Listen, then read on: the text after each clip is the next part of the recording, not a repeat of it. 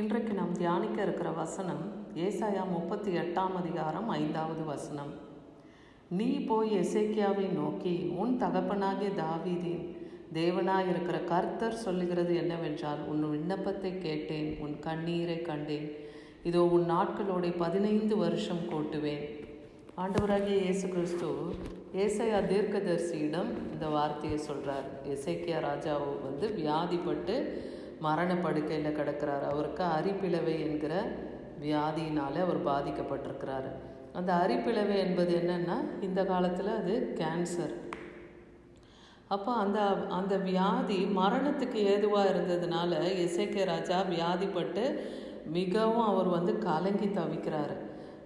ஏசாயா 38 1வது வசனத்தில் பாருங்கள். 38ஆம் அதிகாரம் 1வது வசனம். அந்நாட்களில் எசேக்கியா வியாதிப்பட்டு மரணத்துக்கு ஏதுவாக இருந்தான். அப்பொழுது ஆமோத்தின் குமாரனாகிய ஏசாயா என்னும் தீர்க்கதரிசி என்னிடத்திலே வந்து அவனை நோக்கி, உன் வீட்டு காரியத்தை எல்லாம் ஒழுங்குபடுத்த, நீ பிழைக்க மாட்டீர், மரித்து போவீர் என்று கர்த்தர் சொல்லுகிறார் என்றான். இந்த ஏசாயா தீர்க்கதரிசி இந்த எசேக்கியா ராஜாவிடத்தில் சொல்கிறாரு, உன் வீட்டு காரியத்தெல்லாம் நீ ஒழுங்குபடுத்தி கொள்ளு, ஏன்னா நீ மரித்து போக போகிற, மரணத்துக்கு எதுவான வியாதி உனக்கு வந்திருக்கு அப்படின்னு சொல்லும்போது, அப்போ எசேக்கியா என்ன பண்ணுறாரு, சுவர்புறமாய் தன் முகத்தை வைத்து அவர் திரும்பி கொண்டு கர்த்தரை நோக்கி அவர் என்ன பண்ணுறாரு, அழுறாரு. அழும்போது அவர் என்ன சொல்கிறாரு பாருங்கள்.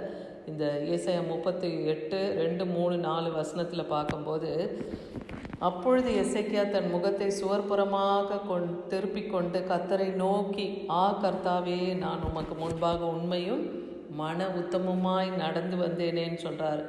அப்போது தேவனுக்கு இப்போ இன்றைக்கி கூட நமக்கு மரணத்துக்கு ஏதுவான போராட்டங்கள் வந்தாலும் நாம் தேவனிடத்தில் நம்முடைய உத்தம காரியங்களை, நம்முடைய நற்கிரியைகளை கர்த்தரிடத்தில் எடுத்து சொல்லலாம் இல்லையா? நாம் அப்படி நம்முடைய நன்மைகள், நாம் செய்த நன்மைகளை எல்லாம் தேவனுக்கு நினைப்பூட்டலாம்.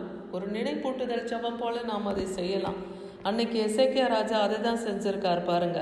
என்ன சொல்கிறாரு, நான் உமக்கு முன்பாக உண்மையும் மன உத்தமமாய் நடந்து உமது பார்வைக்கு நலமானதை செய்தேன். அப்போ கர்த்தருடைய பார்வைக்கு நலமானதை தான் இந்த எசேக்கியா ராஜா செய்து வந்திருக்கிறார் இல்லையா? அதனால தான் கர்த்தரிடத்தில் அப்படி ஒரு விண்ணப்பம் வைத்து, என்னை நினைத்தருளும், இந்த காரியத்தை நினைத்தருளும் சொல்லி அவர் விண்ணப்பம் வைத்து எசேக்கியா மிகவும் அழுதான்னு வேதவசனம் சொல்லுது. அப்பொழுது ஏசாயாவுக்கு உண்டான கர்த்தருடைய வார்த்தை, அப்போ அப்படி அழும்போது கர்த்தர் அங்கே மனதுருகுகிறார் எசேக்கியா ராஜா மீது. அதனால் ஏசாயா தீர்க்கதரிசியின் இடத்துல சொல்லி அனுப்புகிறார், இதோ நீ ஆகாசுடைய சூரிய கடிகாரத்தில் பாகைக்கு பாகை இறங்கின சாயை 10 பாகை பின்னிட்டு திருப்புவேன் என்றார். அப்போது இந்த எசேக்கியா ராஜா பிழைத்திருக்கும்படியாய் கர்த்தருடைய இருதயத்தில் ஒரு இரக்கம் வருது இல்லையா? அவருடைய நன்மையை அங்கே தேவன் நினைத்து பார்க்கிறார். அதனால் அவர் என்ன சொல்கிறார், ஆகாச சூரிய கடிகாரத்தில் 10 பாகை பின்னிட்டு திரும்பும்படியாக கர்த்தர் செய்கிறார். அவரோட ஆயுசு நாட்களில் கர்த்தர் 15 வருஷத்தை அவருக்கு கூட கூட்டி கொடுத்தார்னு பார்க்குறோம். தாம் சொன்ன இந்த வார்த்தை கர்த்தரால் உண்டான அடையாளம் என்று எசேக்கியா சொஸ்தமான பின்பு அவர் என்ன பண்ணுறாரா, எழுதி வைக்கிறார் ஒரு புத்தகத்தில், என் பூரண ஆயுசு வருஷங்களுக்கு சேராமல் நான் பாதாளத்தின் வாசலுக்குள் உட்படுவேன் என்றும் என் நாட்கள் அறுப்புண்டு போகிறது என்று சொன்னது. அதான் என் நாட்கள் அறுப்புண்டு போக போது, என் ஆயுசு நாள் முடிவதற்கு முன்பாகவே நான் பாதாளத்தில் இறங்க போகிறேனேன்னு சொல்லி அந்த எசேக்கியா ராஜா கலங்கி தவிக்கிறாரு. அதை எழுதுகிறார் ஒரு புத்தகத்தில். கர்த்தர் அவரை சுகமாக்கின பின்பு அதை ஒரு புத்தகத்தில் அவர் எழுதி வைக்கிறாராம். எசேக்கியா 38:15 பார்க்குறான், அவர் எனக்கு வாக்கருளினார், அந்த பிரகாரமே செய்தார். என் ஆயுசின் வருஷ காலங்களில் என் ஆத்மாவின் கசப்பை நினைத்து நடந்து சொல்லுவேன். அப்போ அந்த பாடுபட்ட நாட்களில் அவருடைய ஆத்மா எப்படியெல்லாம் கஷ்டப்பட்டு இருக்குமோ, அந்த ஆத்மாவின் கசப்பெல்லாம் நான் நினச்சி பார்த்து இதை எழுதுறேன்னு சொல்லி அது சொல்கிறார்.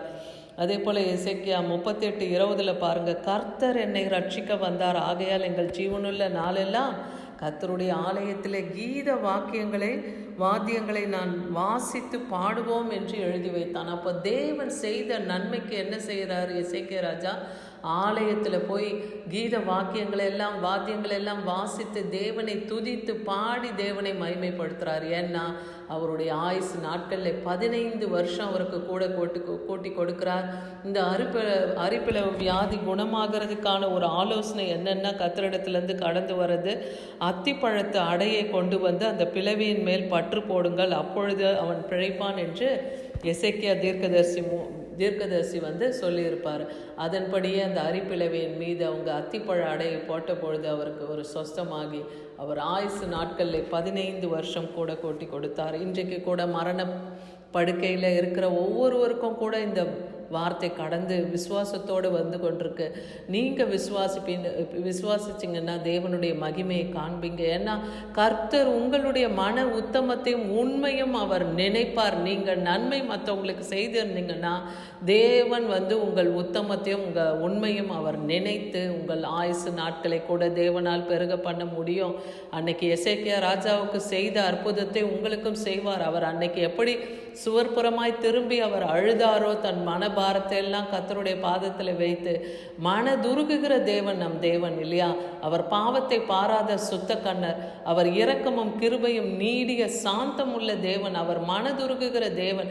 அப்படிப்பட்ட தேவனிடத்துல நீங்கள் இன்னைக்கு உங்களுடைய காரியங்களை குறித்தும் நீங்கள் அழுது தேவனுடைய பாதத்திலே உங்கள் விண்ணப்பத்தை வைங்க. கர்த்தர் உங்களுக்கும் நன்மை செய்வார். உங்களுடைய ஆயுசு வருஷங்களையும் தேவன் பெருக பண்ணுவார். அவரால் கூடாத காரியம் ஒன்றுமே கிடையாது. சங்கீதம் 34:4-5-6 நாம் பார்த்தோமானா, நான் கர்த்தரை தேடினேன், அவர் எனக்கு செவி கொடுத்து என்னுடைய எல்லா பயத்துக்கும் என்னை நீங்களாக்கி விட்டார். அவர்கள் அவரை நோக்கி பார்த்து பிரகாசம் அடைந்தார்கள், அவர்கள் முகங்கள் வெட்கமடையவில்லை.